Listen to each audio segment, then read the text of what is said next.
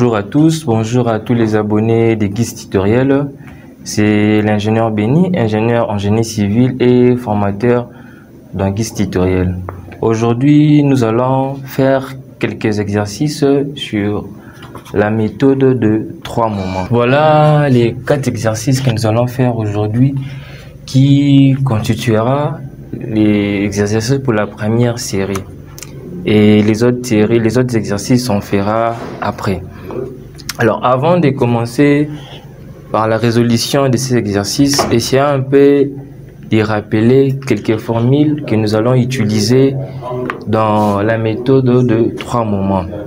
Alors, ici, on a pris un cas typique, c'est-à-dire que nous avons une poutre à détraver dans lesquelles la première travée, c'est une charge uniformément répartie. Et puis, dans la deuxième travée, nous avons une charge concentrée. Ici, il faudra rappeler que la méthode de 3 moments constitue en fait une méthode qui nous permet à déterminer d'abord le moment aux appuis, qui sont en fait des inconnus, de telle sorte que quand on va essayer de séparer chaque travée, chaque travée constituera en fait une poutre isostatique dans lesquelles aux extrémités sont sollicitées par le moment aux appuis. Donc le plus grand problème ici, c'est de déterminer le moment dans différents appuis d'une poutre continue. Alors pour déterminer ça, nous avons en fait une équation qui nous permet de grouper à la fois 3 moments sur 3 appuis successifs. Prenons cet exemple ici, nous avons l'appui A, là-bas nous avons l'appui B et de l'autre côté nous avons l'appui C. Comment on peut déterminer cette équation? Voilà, l'équation est là. Nous avons l'appui et le moment à l'appui A multiplié par la première longueur plus le moment à l'appui B multiplié par la somme du double de la longueur des travées, et puis nous avons le moment à l'appui C multiplié par la longueur de la deuxième travée. Et ici de l'autre côté, dans l'autre membre, il y a les équations en fait de rotation. J'espère que cette formule a été déjà démontrée précédemment. Ici nous allons juste voir comment on peut essayer de l'appliquer dans un exercice. Alors pour ce faire, on a déterminé les différentes surfaces et puis les bras de levier. Comment ça s'est fait? Supposons ici que j'ai une charge uniformément répartie, de l'autre côté j'ai une charge concentrée. Alors pour déterminer les différentes surfaces, il me faut tracer les diagrammes de chaque travée comme si c'était une poutre isostatique. Alors je sais bien que lorsque j'ai une poutre isostatique sur des appuis et que j'ai une charge uniformément répartie, le moment maximal en fait vaut PL carré sur 8. Et puis de l'autre côté, le moment maximal vaut F fois A fois B divisé par la longueur. A en fait c'est la distance avant la charge, B c'est la distance après la charge. Alors ici, lorsque je détermine ces deux diagrammes de moments fléchissants, ce sont ces deux diagrammes qui vont me permettre en fait de déterminer les surfaces S1, S2. Alors, la première surface S1 n'est que je prends le moment maximal M1, ok, j'ai multiplié par 2 tiers et là j'ai multiplié par la longueur. Ici la longueur c'est en fait L1 et je remplace, je refais 2 tiers multiplié par PL1, bon PL L1 au carré sur 8 fois L1. Et alors c'est ce qui va me donner 2 fois PL1 au cube sur 24. Alors ce qui va nous donner ici en fait PL sur 12. Là c'est pour trouver la première surface. Pour trouver la deuxième surface, on fera pareil. Donc, on va prendre le moment M2, on multiplie par la longueur L2, on divise par 2. Parce que cette surface, en fait, c'est la surface d'un triangle. On le sait tous que la surface d'un triangle, c'est la base fois la hauteur divisée par 2. Et la hauteur ici, c'est la valeur du moment maximal. La base, c'est la longueur de la travée. Et puis, on divise par 2. Dans ces cas, on aura F fois A fois B fois L sur 2 sur L sur 2 multiplié par 2. On simplifie. On a en fait F fois A fois B sur 2. Donc, c'est comme ça on peut déterminer les différentes surfaces. Et puis, les états, ce sont en fait les bras des leviers de la charge, c'est-à-dire que de l'appui extrême jusque là où de l'appui extrême jusque au centre de gravité en fait de ces surfaces là. On peut bien remarquer que pour ces demi-cercles, le centre de gravité en fait c'est la moitié de la portée. Donc ici le centre de gravité c'est tout simplement L1 divisé par 2. Tandis que les centres de gravité pour les triangles sur la base, ça en fait ça dépend de là où on compte. Si on quitte l'appui extérieur à droite jusqu'au centre de gravité, c'est en fait la longueur totale plus cette dimension ici et le tout divisé par 3. Donc on aura ici L2 plus B divisé par 3. Et de l'autre côté, si on quittait de ces points jusqu'à là, c'est en fait la longueur totale plus A, le tout divisé par 3. Et voilà, c'est comme ça qu'à chaque fois qu'on aura une poutre à calculer, c'est de cette manière que nous allons procéder. Ici, on va aussi préciser une chose, c'est que pour ces exercices, on se limitera uniquement à calculer les moments aux appuis et les autres efforts, l'effort tranchant, les diagrammes du moment fléchissant, on calculera plus tard. Ici, pour nous, l'essentiel, c'est d'abord de calculer les moments sur différents appuis. Alors, prenons les premiers exercices et puis on va essayer d'appliquer tout ce qu'on a eu à développer. Alors, ici, nous avons une poutre continue sur 2 appuis et sur 3 appuis ayant des travées. Dans la première travée, nous avons une charge répartie de 5 kN par mètre. Et dans la deuxième travée, nous avons une charge de 8 kN par mètre. La première travée mesure 3 mètres et la deuxième travée mesure 3 mètres. Nous avons aussi l'appui A, l'appui B et puis l'appui C. Nous devons maintenant appliquer en fait la formule qu'on venait de développer ici. On aura donc L1 multiplié par MA plus 2 fois L1 plus L2 multiplié par MB plus L2 multiplié par MC moins 6 facteur de la première surface sigma 1 sur L1 plus la deuxième surface sigma 2 sur L2. Alors, il faudra noter aussi que lorsque nous avons des appuis, des articulations, des appuis simples aux extrémités, le moment sur ces appuis-là sont déjà 0. Donc, on va noter que, nous allons noter que le moment au point A, à l'appui A, est nul et aussi le moment à l'appui C vaut 0. Alors, on verra bien qu'ici, l'inconnu sera uniquement le moment à l'appui B. Alors, on va directement, rapidement calculer les différentes valeurs qui sont dans le deuxième membre et puis on va remplacer et puis après, on va trouver la valeur du moment au point B.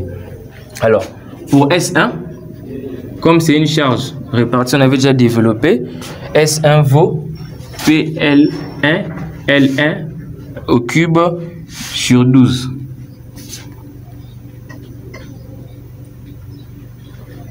sur 12.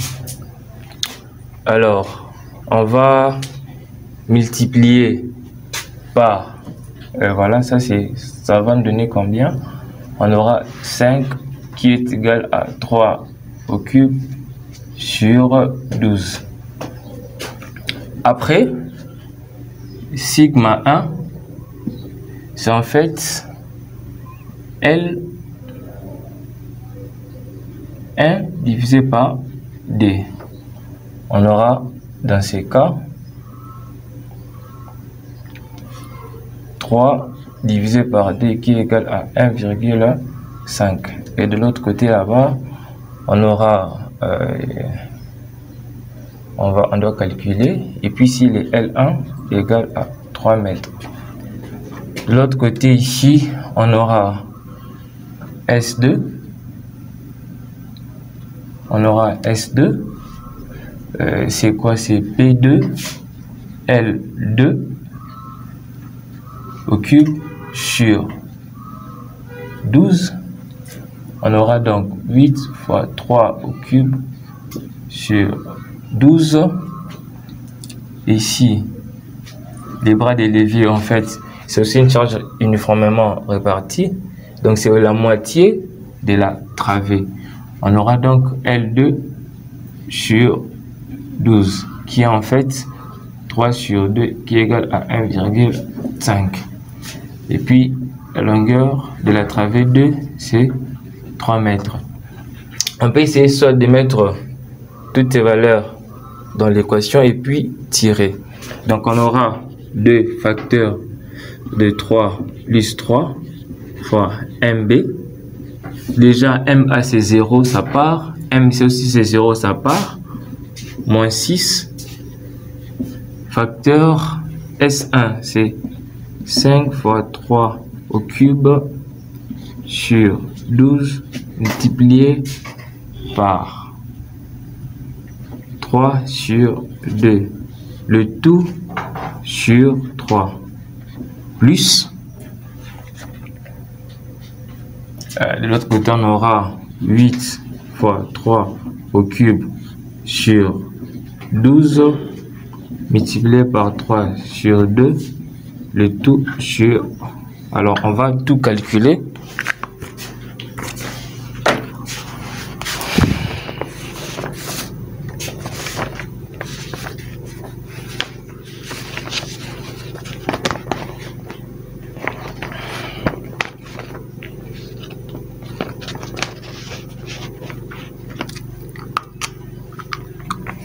Alors, on va tout calculer.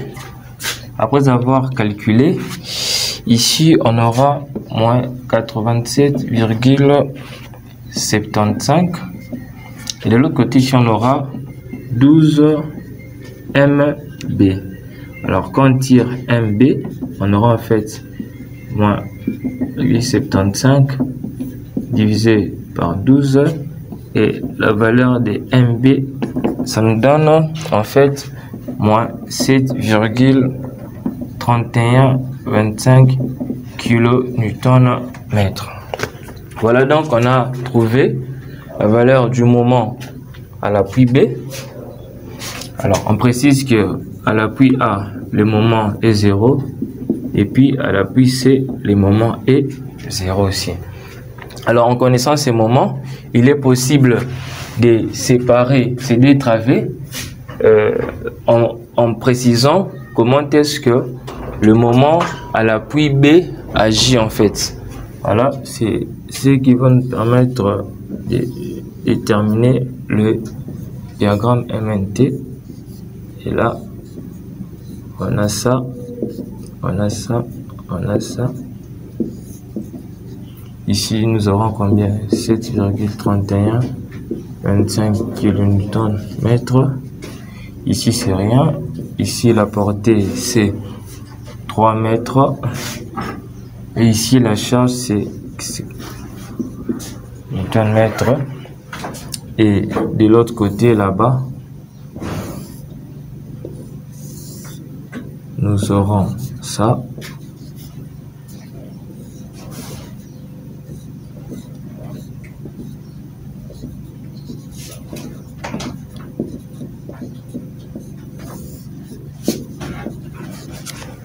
Et voilà, on peut calculer indépendamment les deux poutres, tout en les considérant comme si c'était des poutres isostatiques. Voilà.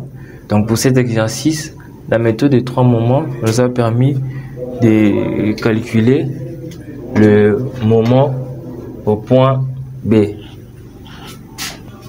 Alors on va prendre le deuxième exercice.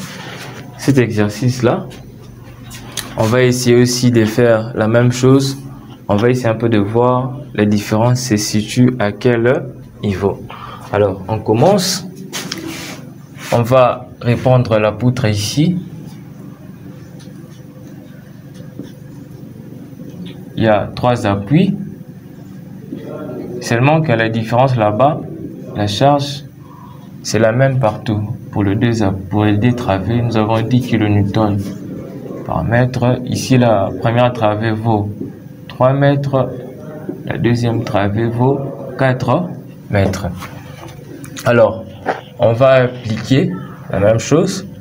Alors, la formule, c'est toujours la même. On a L1 MA plus 2 fois L1 plus L2 MB plus L2 MC est égal à moins 6 facteur de S1 sigma 1 L1 plus S2 sigma 2 sur L2.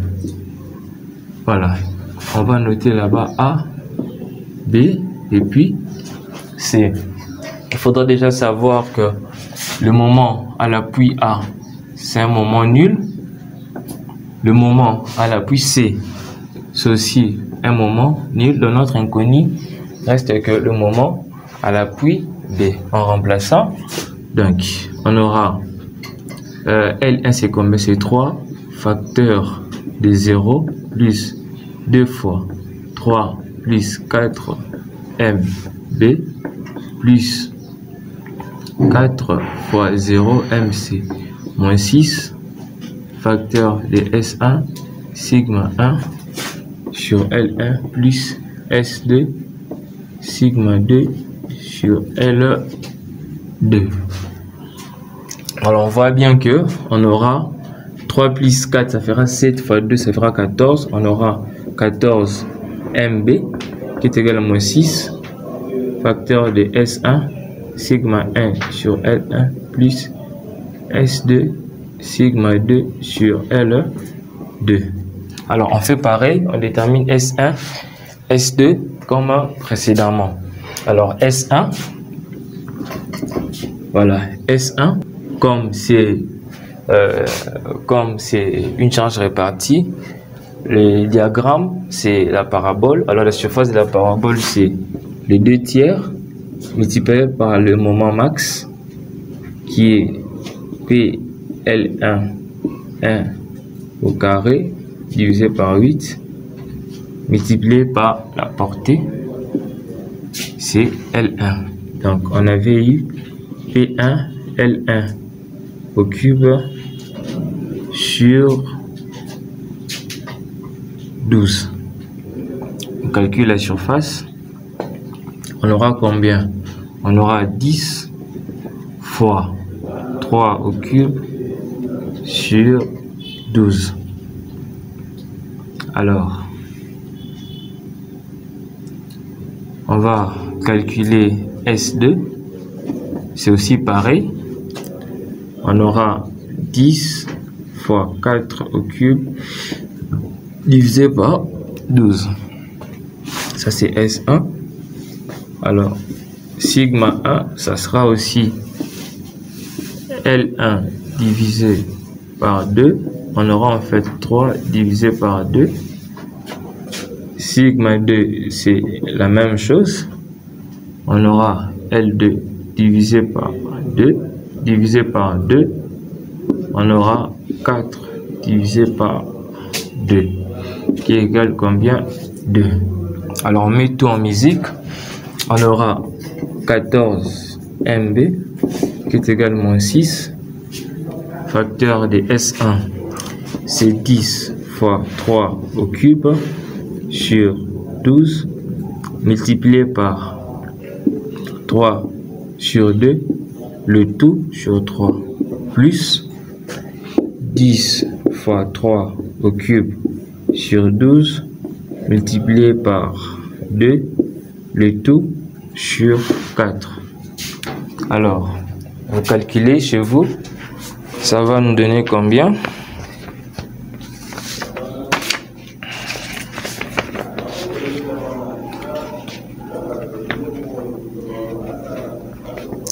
Alors, qu'est-ce que j'obtiens?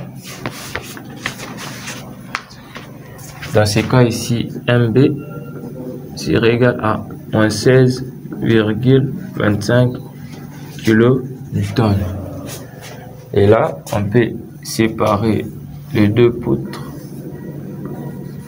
les deux travées, on sépare. On a ça, ça.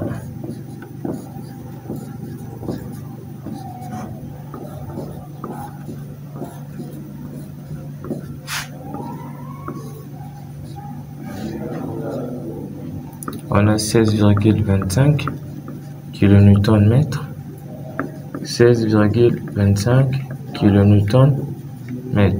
Ici, nous avons 4 mètres. Ça, c'est 10 kN/m. Ici, nous avons 3 mètres. Ça, c'est 10 kN/m. Voilà.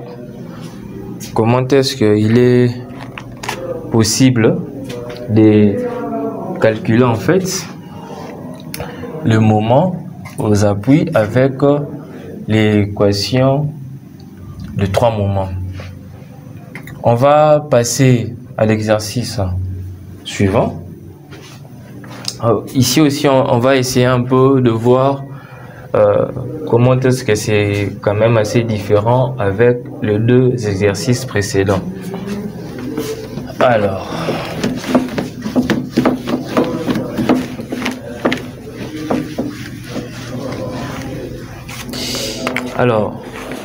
la troisième poutre. Alors, nous avons ici toujours une poutre continue sur 3 appuis. Nous avons 2 travées. Dans la première travée, nous avons une charge concentrée qui vaut 10 kN. La distance avant la charge, c'est 2 mètres. Après la charge, c'est 2 mètres. Ici aussi, c'est des 10 kN. Mais seulement que la distance avant la charge, c'est 2 mètres. Là-bas, la distance après la charge, c'est de 3 mètres. Nous avons l'appui A, l'appui B, et puis l'appui C. On applique l'équation de 3 moments. On aura L1, MA plus 2 fois L1 plus L2. Ça nous donne MB plus L2 MC moins 6 facteur de S1 sur L1 plus sigma 2 et S2 sigma 2 sur L2. Alors ici on va quand même essayer un peu de tirer notre attention sur la détermination de ces paramètres là. Alors on peut voir clairement que MA égale 0, MC aussi égale 0. On essaie un peu de simplifier l'équation. On aura donc 2 fois L1 plus L2 MB qui est égal à moins 6 facteur de S1 sigma 1 L1 plus S2 sigma 2 L2. Alors on commence par la détermination de S1, S2 et les autres. Alors pour S1, on avait dit S1, regardez ici, on avait dit lorsque la charge elle est concentrée, le diagramme du moment est là, comme si la poutre elle était isostatique. Le moment maximal vaut A et la force multipliée par la distance avant la distance après la force divisée par la longueur. Alors, la surface ici, en fait, c'est la surface de ces moments-là. Donc, c'est clair qu'on prendra ça comme hauteur, donc le moment maximal comme hauteur, la distance de la travée comme étant la base. On aura donc, simplement, on aura donc L1 multiplié par le moment max qui est égal à F A1 B1. Donc je prends ici F1, je divise par 2 parce que c'est la surface d'un triangle. Donc on aura combien? On aura 4 multiplié par 10 multiplié par 2 multiplié par 2, le tout divisé par 2. On aura en fait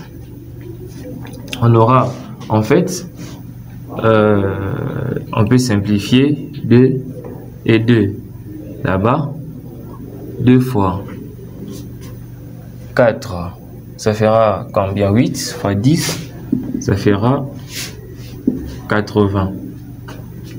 Alors, sigma 1, il faut maintenant regarder,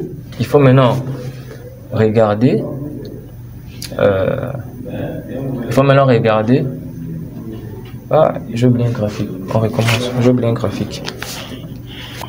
Alors, pour mieux calculer ces valeurs-là, il faut tracer un peu les diagrammes.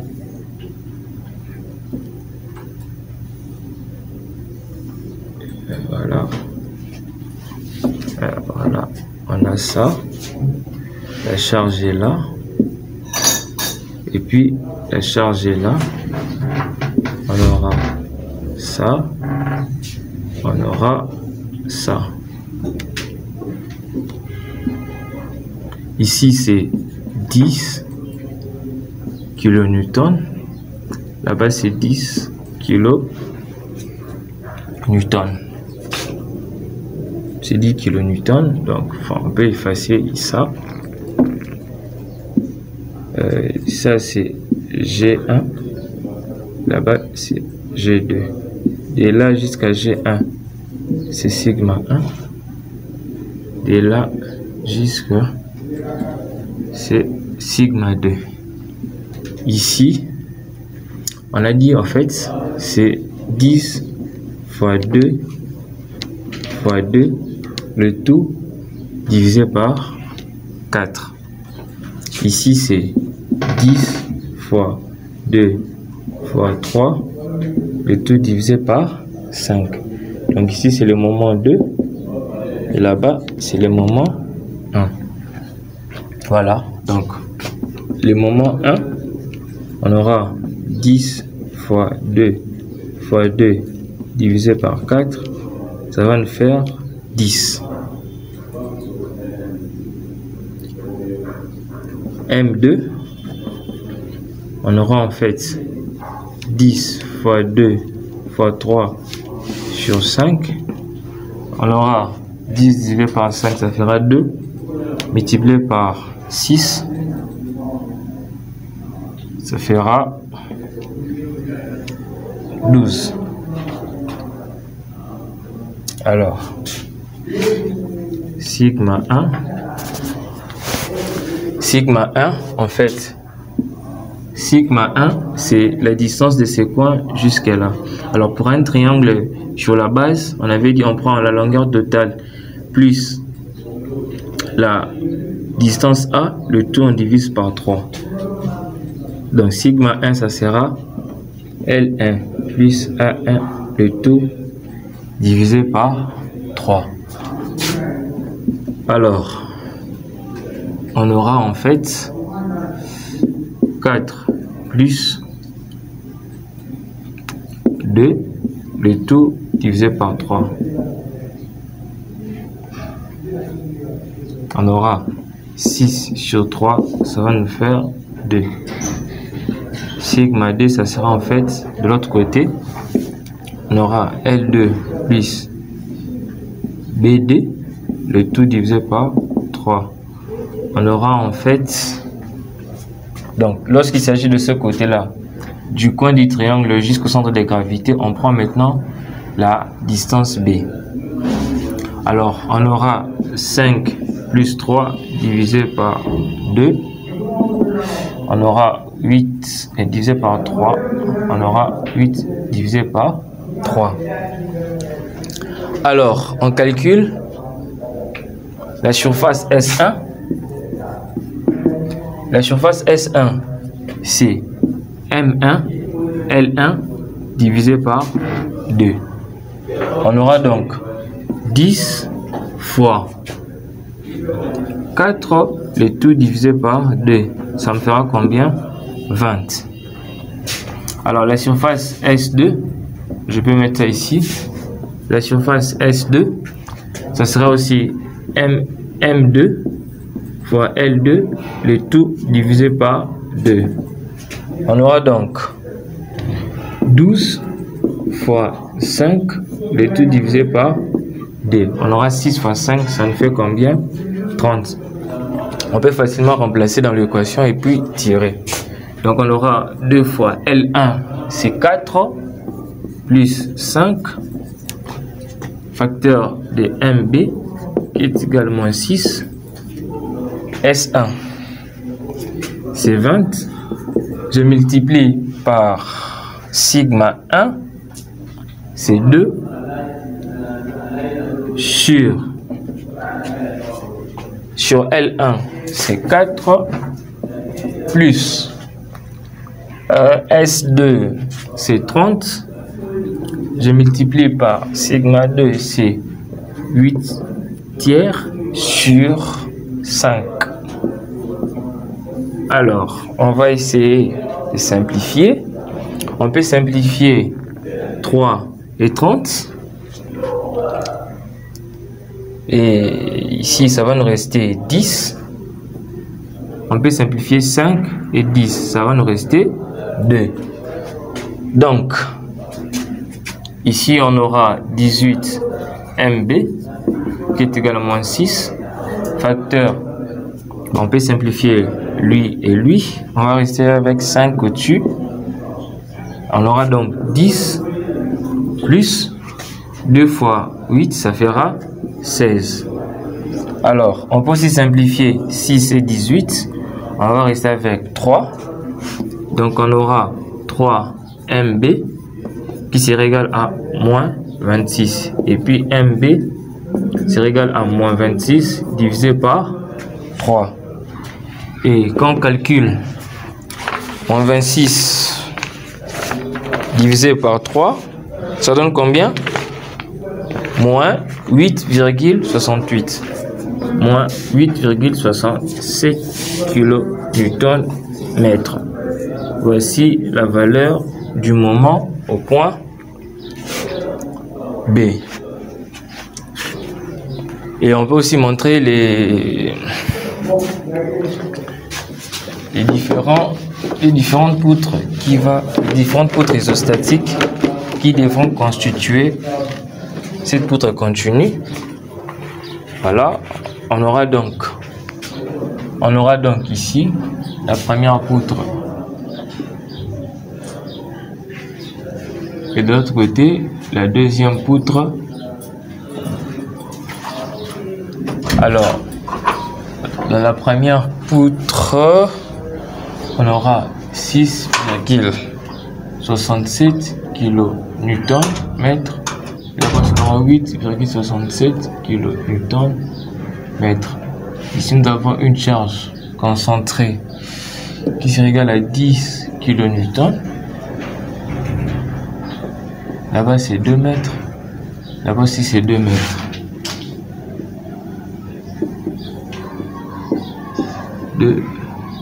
Là-bas, c'est 3, 10 kN/m. Alors, pour la quatrième question, on va quand même vous laisser s'amuser et puis balancer la réponse dans les commentaires.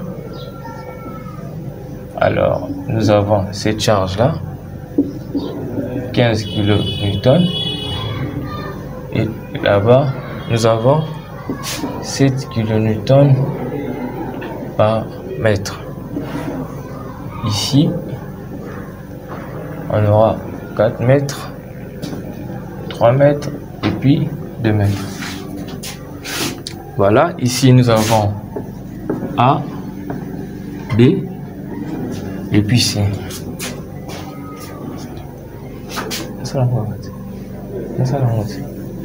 Nous sommes arrivés à la fin de notre séance.